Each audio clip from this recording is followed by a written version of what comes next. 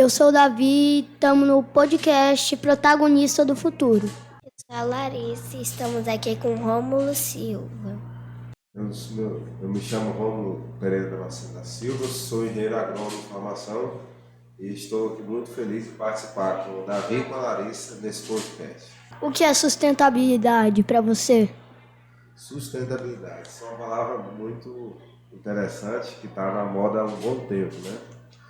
Algo sustentável é algo que consegue sobreviver a várias gerações, vamos dizer assim. Porque a gente às vezes é muito imediato, a gente gosta das coisas rápido, né? Uma coisa que é sustentável, ela se sustenta, se mantém ao longo de mais de uma geração. Eu acho que é um bom conceito para entender o que é sustentável. Se sustenta, se mantém, se consegue se reproduzir, se multiplicar, né? Isso é sustentável. Aí pode ser aplicado em várias situações, né? O que você sabe sobre sustentabilidade ambiental? Muito bom. Sustentabilidade ambiental. A gente pode dizer que seria a capacidade, né, que o meio ambiente tem de se manter. Nós estamos num tempo em que tem muita destruição do meio ambiente. E essas capacidades naturais de manutenção do meio ambiente são muito importantes. E a sustentabilidade disso é um papel nosso, né, de garantir que o meio ambiente se mantenha. Naturalmente, sem o homem, o meio ambiente consegue se manter, né? Cite um exemplo na sua casa. Um exemplo de sustentabilidade. Por exemplo, eu estou construindo uma casa e eu vou botar uma fossa gestor que faz tratamento dos resíduos. E nesse tratamento dos dejetos, né, ele vai gerar um adubo, que eu adubo as plantas do jardim. E isso faz com que eu não precise estar adquirindo fertilizantes químicos, são comprados, eu mesmo produzo meu fertilizante. Isso vai fazer com que as plantas cresçam e fiquem saudáveis. Isso é sustentabilidade, elas vão conseguir se manter por muito tempo. Na sua opinião, o que podemos fazer para conservar nossas florestas e ainda assim produzir alimentos? Boa pergunta, né? Como engenheiro agrônomo, fico bem à vontade. Um papel importante é esse que nós estamos fazendo aqui, a conscientização das crianças. Eu acho que isso é fundamental, né? E eu acredito que é muito possível você produzir alimentos e preservar o meio ambiente. Tem vários locais, várias atividades que é possível de você manter a floresta em pé, nativa, e ainda assim produzir alimentos. Estratégias consórcios, que a gente chama, né, quando você usa mais de um cultivo. Por exemplo, muito comum utilizado aqui o cupu com a banana, e aí você aproveita duas espécies diferentes, uma dá sombra para a outra e ajuda no crescimento, e uma acaba ajudando a outra no ecossistema. No plantio de açaí ou em açaí nativos, a gente faz o manejo do açaí e mantém ele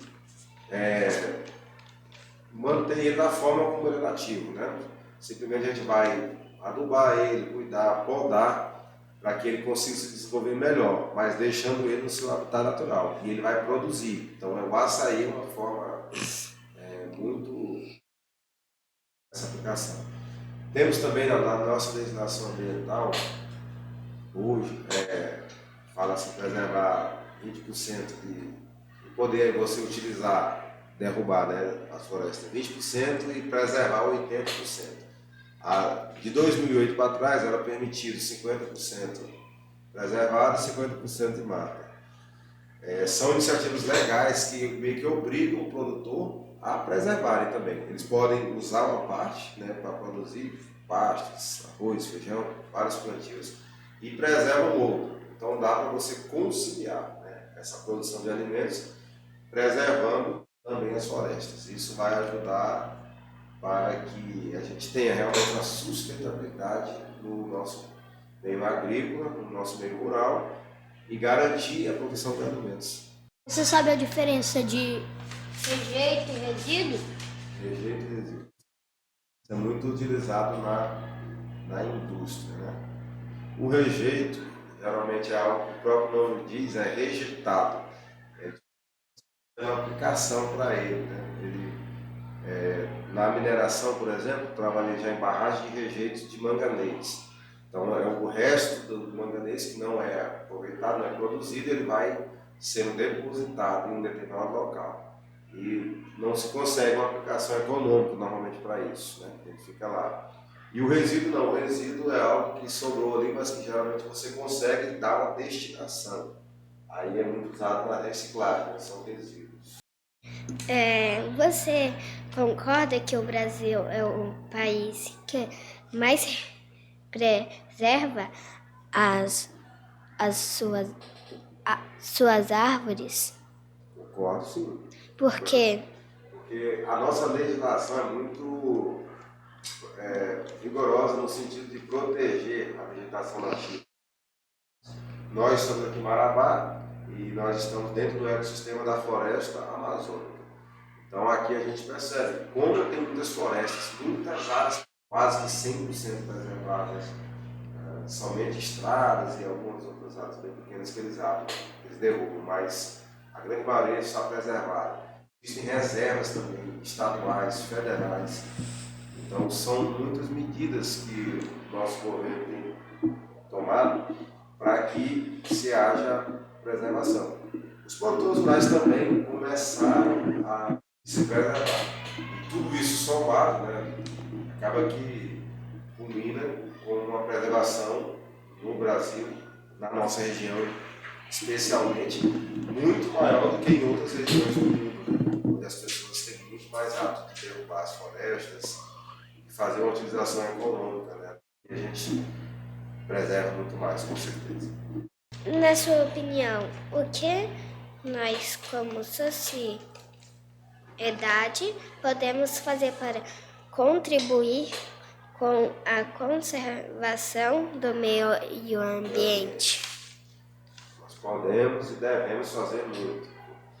Educando as crianças é o primeiro passo. Cuidando do nosso lixo. Eu acho que o lixo é um problema muito sério que a nossa, até a minha geração da década de 80 está falhando ainda, não conseguimos corrigir, e eu espero que a de vocês corrijam.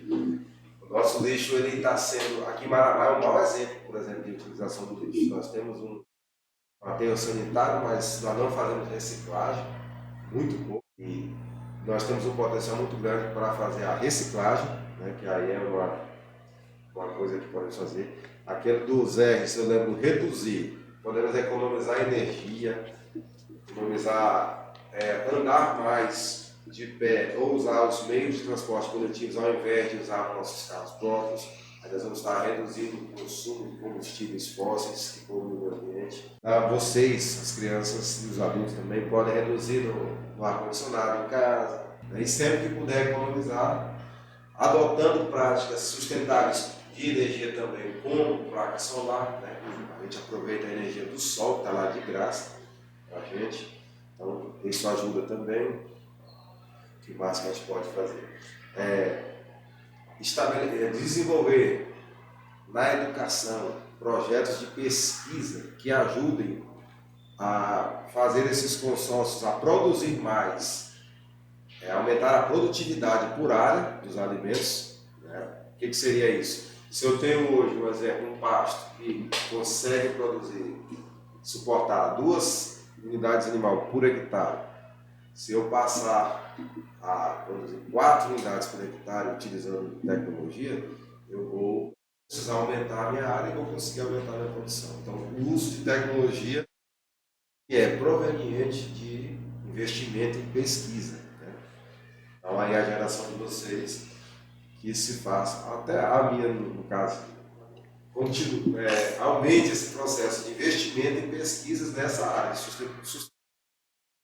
E aí a gente vai conseguir, né, melhorar os nossos atuais, nossa preservação atual e garantir que a geração de vocês, seus filhos, seus netos, consiga aproveitar essa natureza maravilhosa que hoje a gente ainda tem, né? Mas se a gente não cuidar, as próximas gerações não vão conseguir nem não conseguir visualizar e muito menos desfrutar, né, dessa natureza maravilhosa. Encerramos o primeiro bloco e muito obrigado, Sr. Rômulus.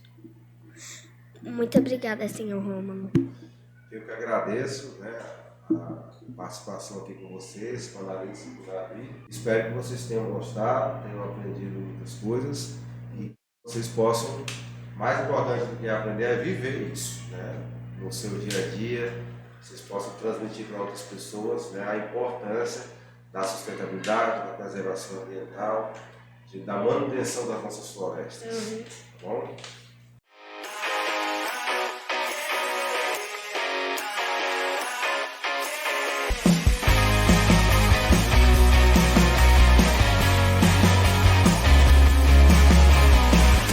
Olá, meu nome é Arthur Caetano e nós vamos começar o podcast Protagonistas do Futuro. Oi, meu nome é Sofia e o Arthur vai iniciar com as perguntas. Como é que é seu emprego? Você acha ele legal? Olá Arthur, olá Sofia. Olá. Eu sou o Rômulo Pereira da Silva, sou engenheiro agrônomo e eu trabalho mais com a parte de geoprocessamento, cartografia, topografia até e aerolevantamento também com drones. Eu acho legal, Arthur, assim, é um trabalho importante, a gente atua em diversas áreas e colabora, né, com o desenvolvimento da cidade, com o desenvolvimento também do meio rural, trabalha com tecnologias que ajudam, né, a gente a ter uma vida melhor. Eu acho que é um trabalho legal, importante e assim eu estou bem satisfeito. O dia deve ser bem difícil, né? O que, querida? A cartologia pode ser bem difícil, né? Cartografia, você quer dizer? Cartografia, eu confundi. Tá. Sim, eu acho bem legal, não é tão difícil. É uma somatória, né, de fatores, a gente faz os mapeamentos, usa vários equipamentos e coleta. É complexo um pouco a estrutura, mas no final é bem gratificante você conseguir fazer um bom trabalho, né? Melhorou muito as tecnologias com o GPS, ajudou. Acaba que o resultado final melhorou. E aí vocês hoje, por exemplo, vão contar com novas possibilidades, né? Que eu não tive. Tipo um GPS no carro. Hoje a gente chega, sabe andar em todo lugar, né? Isso é graças também a um trabalho cartográfico bem feito, né? Porque por lá tem uns que dá errado, né? Pode ver que dá uns acidentes aí. Justamente alguns problemas no mapeamento, né? Tem umas vezes que vira direita, vai ver um lago, alguma coisa assim. Então, é um trabalho, além de tudo, importante para que a gente consiga, né, viver melhor. Sim. Na sua opinião, qual os impactos do desmatamento no consumo de água para a gente, para a agricultura? O que você acha que o desmatamento consegue impactar no consumo de água? Bom, de uma forma muito rigorosa. O desmatamento impacta bastante no ciclo da água, né? Vamos chamar assim. Então, quando você desmata, você vai ter uma redução de chuvas, né? Vai ter uma alteração do comportamento da água no solo, a gente chama de lençóis freáticos. As raízes das árvores, elas têm um papel importante na manutenção dos lençóis freáticos. Elas pegam as árvores, elas recebem muita água, né? Consomem muita água e acaba que uma parte considerável dessa água consumida pelas árvores vai para o solo e abastece os lençóis freáticos, né? E isso, com o desmatamento, interfere bastante. E essa água dos lençóis freáticos geralmente são as águas que abastecem os rios e nosso consumo, né? Muitos de nós temos poços, né? Aqui em Marabá não usa tanto, mas ainda assim existem muitos e acabam que interferem diretamente no nosso dia a dia. E aí vai interferir no volume de água dos rios e afeta também a questão das alterações na temperatura, que também vão influenciar no nosso clima e no consumo de águas. Então, são muitos os efeitos do desmatamento, né, que eles causam. São alterações relevantes e que a pesquisa já tem comprovado isso há um bom tempo, né? Já tem muitas informações seguras da importância, né, de se preservar o meio ambiente e de evitar aí o desmatamento o máximo que puder, né? Há quantos anos você trabalha nisso? Eu já comecei com 12 anos, né? Quantos anos vocês têm? Eu tenho 12. Fazer 11. Né? Vocês aí, eu já estou com 30 anos. Já. Meu pai trabalhava na área, aí eu já dei sequência na empresa e já tem esse tempinho aí que a gente está fazendo esses mapeamentos, trabalhando também com essa questão de represas, projetos rurais, um campo de atuação bem amplo. Na cidade também, a gente trabalha nas construções, nos pavimentos, nas redes de drenagem também, que são muito importantes, para a gente conseguir dar um direcionamento, né, para as águas das chuvas. Outro problema é que a gente tem muito em Marabá, né, muitos alagamentos. Então, tem 30 anos aí que a gente trabalha com isso. Como você acha que a realização da COP30 em Belém pode contribuir para mudanças reais na proteção ambiental global? Eu sou bem otimista. Eu acho que é um evento importante, né? Torço para que seja um sucesso. E lá vão ser discutidos vários assuntos importantes. Mas a minha maior expectativa é que eles contribuam com a definição do crédito de carbono. Eu acho que organizar essa questão do crédito de carbono e fazer com que ela aconteça de fato na prática seria uma grande contribuição. Porque nós temos um problema de que a floresta em pé, ela dá pouco resultado econômico, né? Resumindo para vocês, pouco dinheiro. E, no final das contas, nesse mundo aqui, quase tudo gira em torno de dinheiro, né? A prática é essa. Com a regulamentação e a efetivação do programa de crédito de carbono, em que quem desmatou, quem polui, pague para quem preserva, né? Aí eu acredito que nós vamos caminhar para uma conservação ambiental de verdade e numa escala bem ampla. Tomara que eles consigam fazer isso, né? Já existe muita conversa, muita teoria, mas na prática a gente ainda está engatinhando nesse aspecto, né? Que o próprio produtor possa receber essa remuneração pela preservação que ele faz, né? E isso é importante. E eu espero que a COP30 avance. Ela de toda forma, vai ser importante. Eles vão tratar muito a questão de saneamento básico. É outro problema grave. A gente tem em Marabá, tem em Belém. E Belém está entre as piores do Brasil, do mundo, de saneamento. Mas Marabá também não tem quase nada de saneamento. Difícil. É só aqui na 26, na Folha 23 e nesses condomínios novos. Mas ainda é muito pouco, né? Então isso tem a ver com a nossa saúde, a ver com a nossa qualidade de vida. Então é outro aspecto que eu acredito que deve avançar, a captação de recursos para a implantação de programas de saneamento básico no Brasil. Aqui em Marabá a gente tem bem esse saneamento básico. Estou enrolada hoje.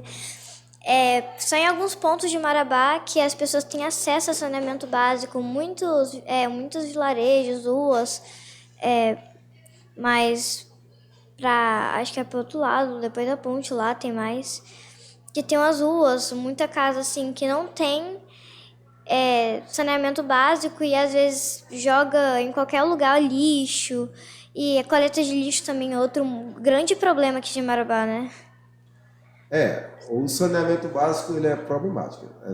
A gente é mais fácil dizer onde tem, né? Aqui na 26, na 23 e em alguns lugares pontuais e nos condomínios novos aí, porque a legislação obriga. A legislação já melhorou, né? Ela já atua nos novos empreendimentos, mas nos antigos ainda a gente não tem avançado tanto.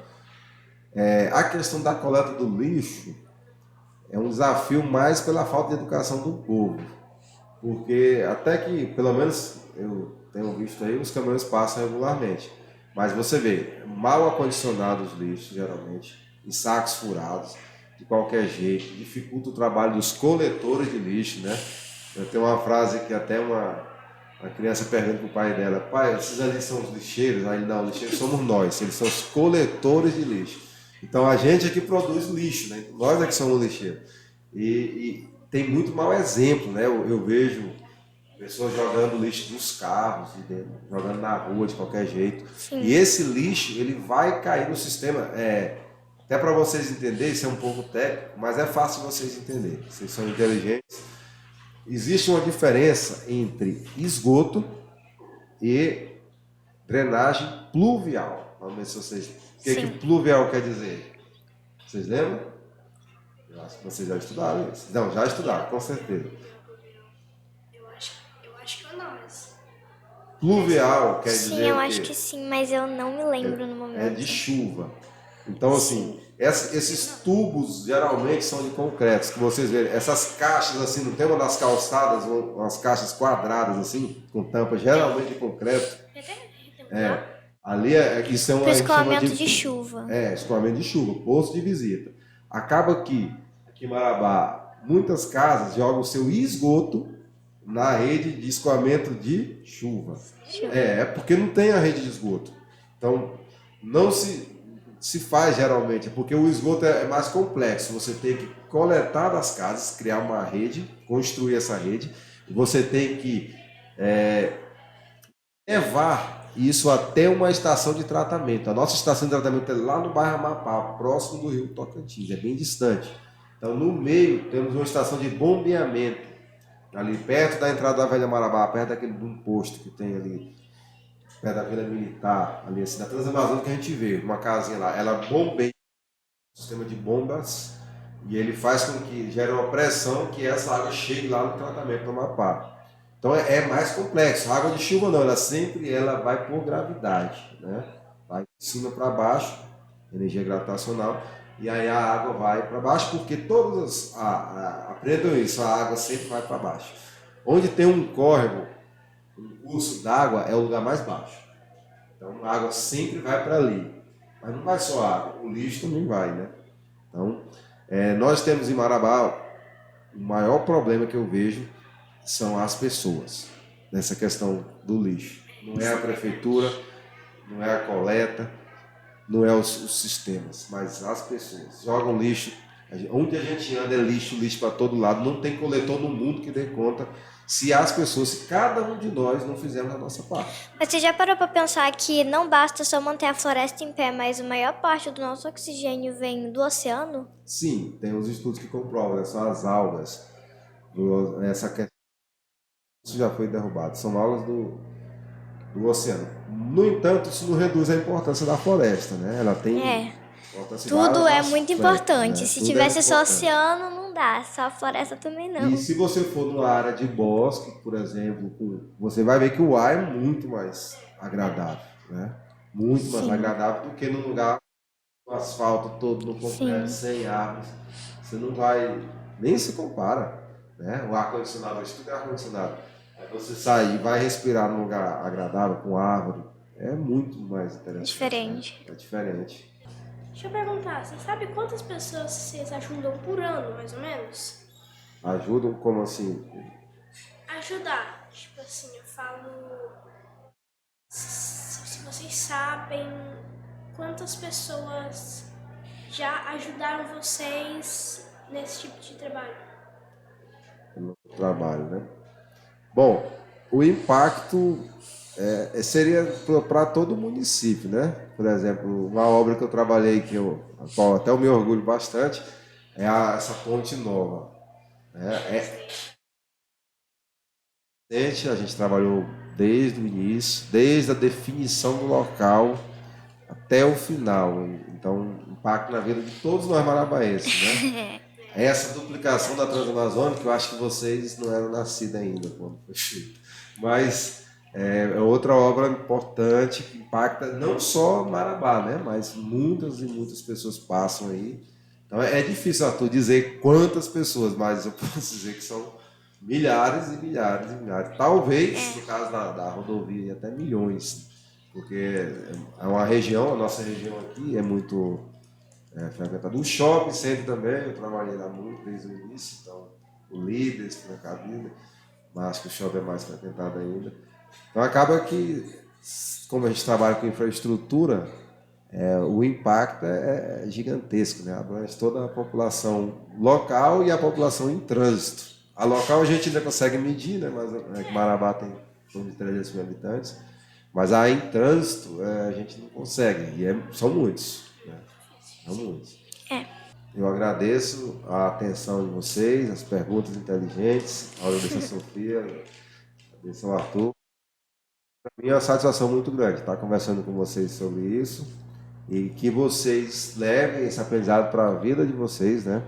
Essa importância, né, da coleta do lixo. Tem outros assuntos de reciclagem, tem muita coisa que a gente falou até nos outros blocos, mas que vocês estudem bem sobre isso, isso é muito importante. Eu acho que uma das matérias que vocês vão utilizar, vão se beneficiar de ter esse conhecimento, essa da questão ambiental é uma das mais importantes, eu diria, né? Sim. Porque está totalmente ligada à qualidade de vida de vocês, né? Dos seus filhos, da sua família, né? Já estou dizendo lá na frente, porque sustentabilidade a gente fala de longo prazo, eu já estou falando dos filhos de vocês. Mas é assim, a gente tem que pensar no longo prazo, porque é isso que trata a sustentabilidade, né? Que as coisas se mantenham e com a inteligência de vocês e com a nova conscientização que vocês vão ter, é possível que até melhore, né? Eu creio que melhore. Eu tenho essa esperança que melhore, não piore, né? A gente até o momento, eu diria que 70, né? Para cá, até agora, nós temos piorado muito na preservação ambiental. Pega um horizonte com a educação, com a participação de vocês, de melhora. Nos próximos 50 anos aí, eu acho que a gente tem como melhorar e vocês são peças fundamentais, né, para que isso aconteça.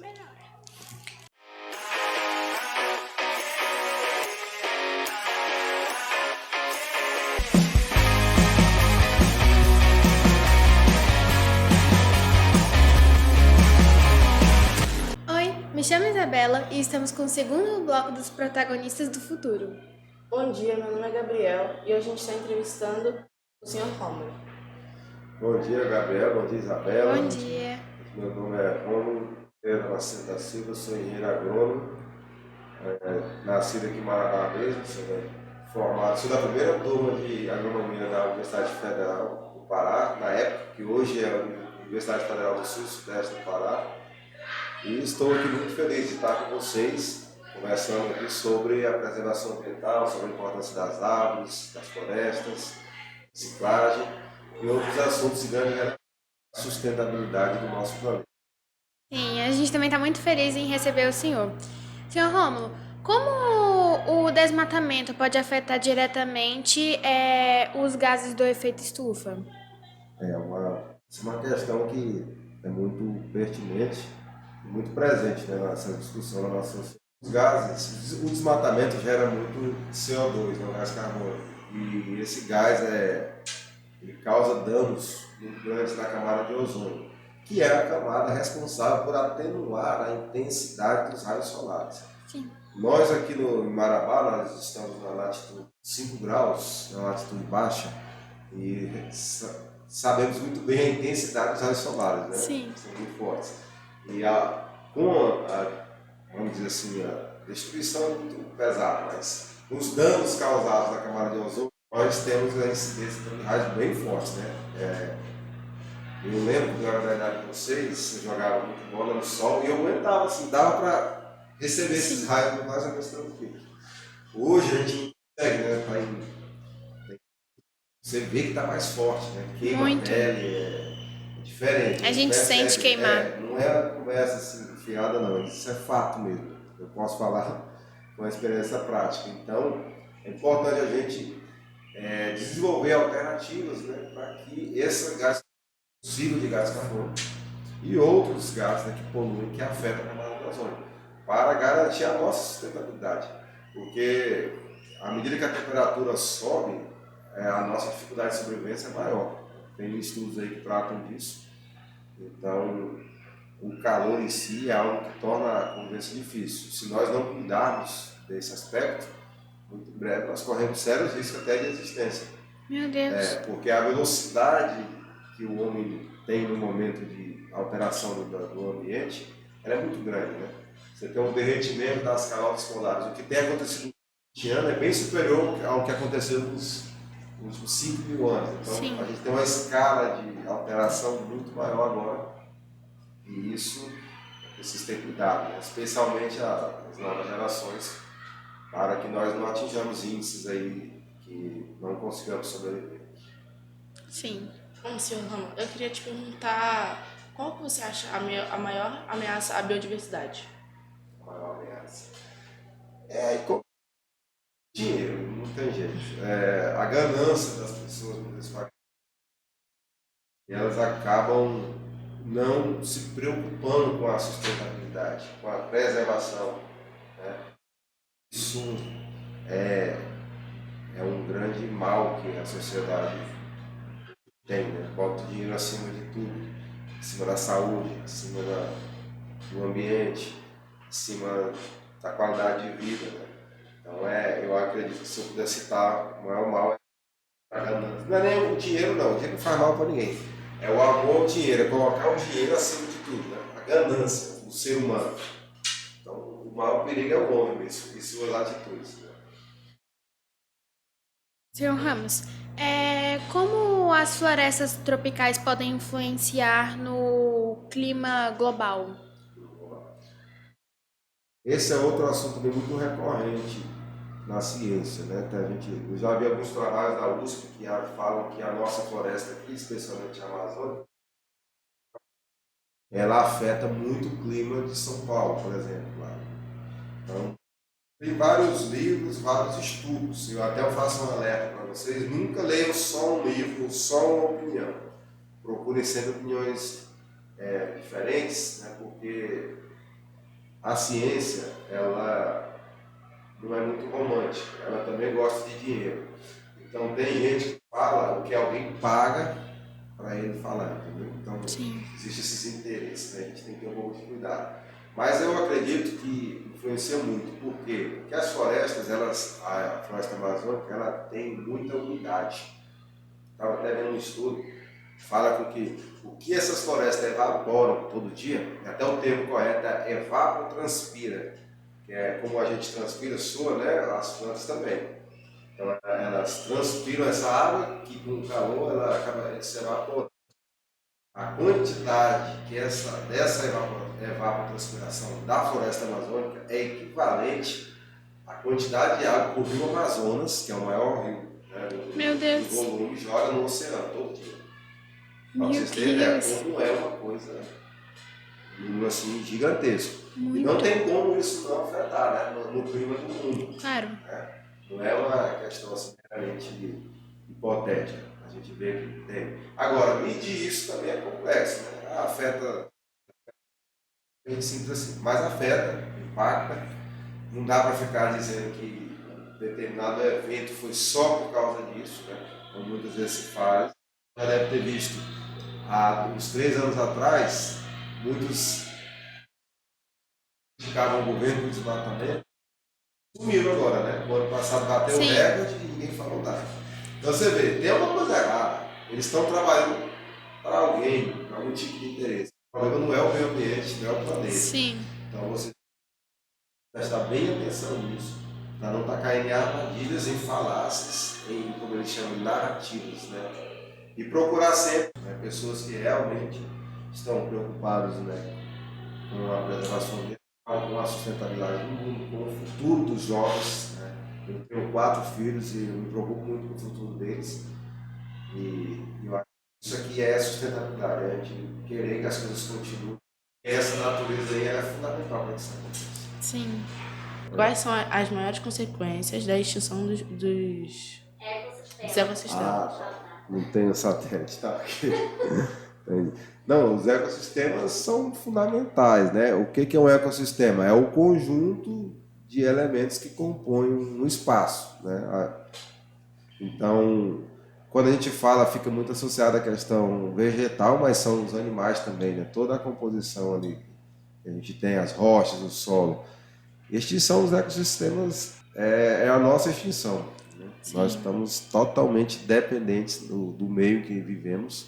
Por mais tecnologia que tenhamos, né?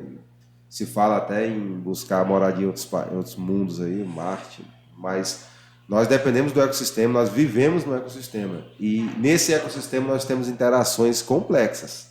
As coisas são interligadas, nada está isolado, né? Tudo afeta. Então, o aumento de temperatura afeta na nossa saúde, afeta na saúde das plantas, afeta no solo, afeta no clima, né? Chuvas e etc. Então, se nós tivermos alterações profundas, né? Eu não diria nem destruição, dificilmente você vai ter destruição, mas você vai ter uma alteração tão grande a ponto de converter um ecossistema para outro. Como assim? Por exemplo, há quem diga, né, que se a Amazônia continuar nesse ritmo, podemos virar um deserto. Então nós vamos ter uma conversão de um ecossistema de floresta tropical para deserto, né? Eu acho isso muito radical, mas é possível, né, se a gente não cuidar.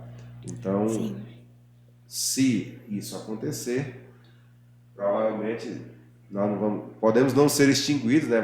Alguns vão se adaptar, mas nós vamos reduzir bastante a quantidade de habitantes. O mundo hoje tem em torno de 7 bilhões, né? Iria cair bastante. Sim. Então essa é a consequência imediata, né? A redução populacional. Aí depois ela vai ter que se readaptar a essas novas circunstâncias. Sim. Senhor Ramos, como eu falei, nós somos estudantes do 9º ano. E dentre várias matérias que a gente está estudando a biologia. E nesse período agora a gente está estudando sobre o desmatamento. Uma das perguntas que eu estou mais curiosa para poder saber, se existem já estudos que comprovam que tem certas tecnologias que podem prevenir e monitorar o desmatamento, até mesmo para ajudar na extinção de animais. E se tiver já estudos, já tiver tecnologias, quais são essas? Temos sim, temos. Primeiro, no caso aí, quando a gente fala desmatamento, é alguém que está indo lá e desmatando, né? Porque a floresta, ela tem um período, né? As árvores nascem, crescem, se reproduzem e morrem, né? Como a gente. Então, tem árvores até que duram 800 anos isso aí.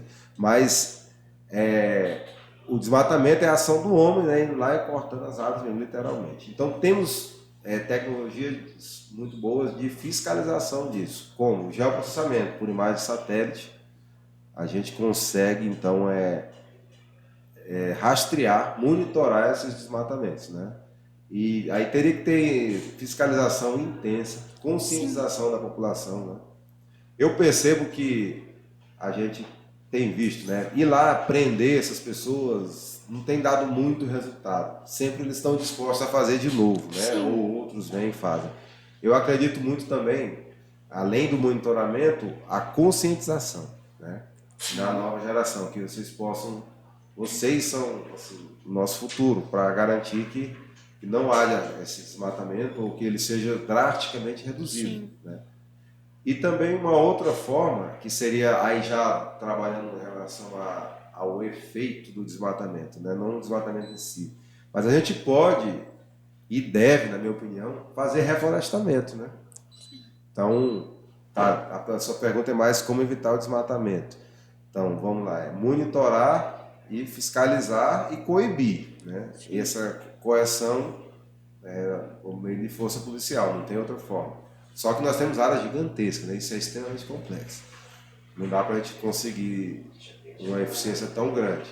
Uma outra forma, né? E aí é mais longo prazo, mas é mais eficiente, é a educação ambiental. Sim. É isso que vocês estão fazendo aqui, né? Essa conscientização que realmente é importante para a nossa sobrevivência, para a sobrevivência das futuras gerações, a preservação ambiental. E que a gente tem tecnologia e vamos desenvolver ainda mais para que haja uma conciliação entre produção de alimentos, né?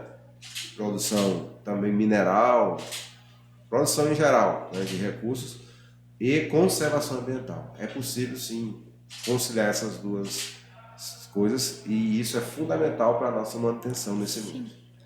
Senhor Ramos, eu queria perguntar também se por agora, assim, nessa época que está, se já teve alguma mudança em questão de conscientização do desmatamento, se já teve alguma tecnologia também que eles já criaram nesses 4 anos para cá, se teve mais alguma coisa assim.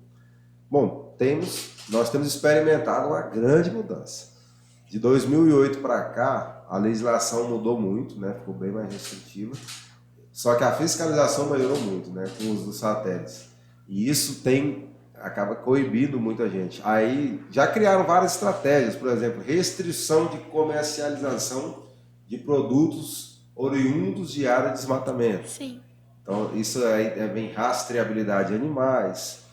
E com o advento de tecnologias como o georreferenciamento, que é o que eu trabalho muito, você consegue, né, geolocalizar essas áreas e aí monitorar quais produtos vêm delas.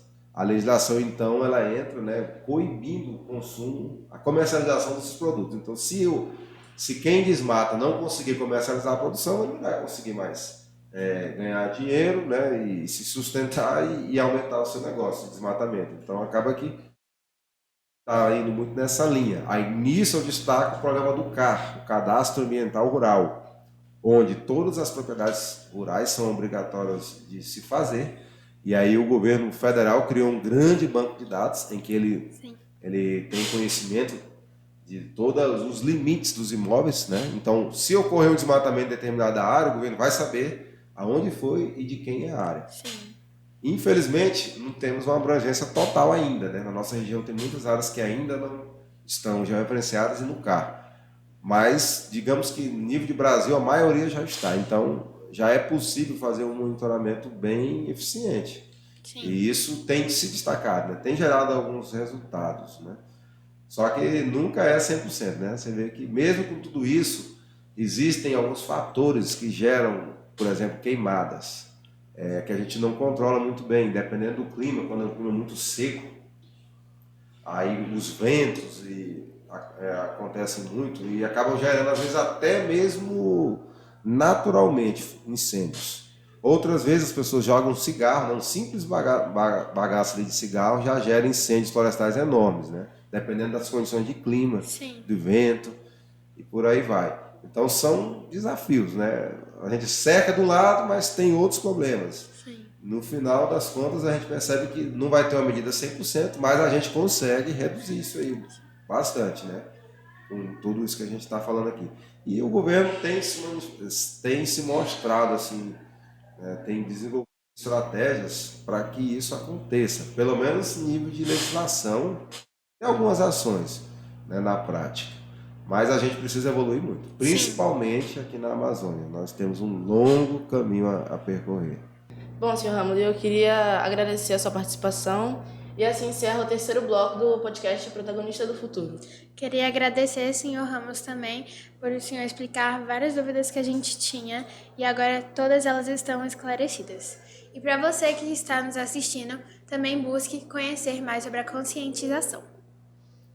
Eu que agradeço, assim, foi muito gratificante para mim estar conversando com a Isabela, com o Gabriel e discutindo, explicando, orientando um pouco vocês sobre essas questões que são tão relevantes para a nossa vida. Sim.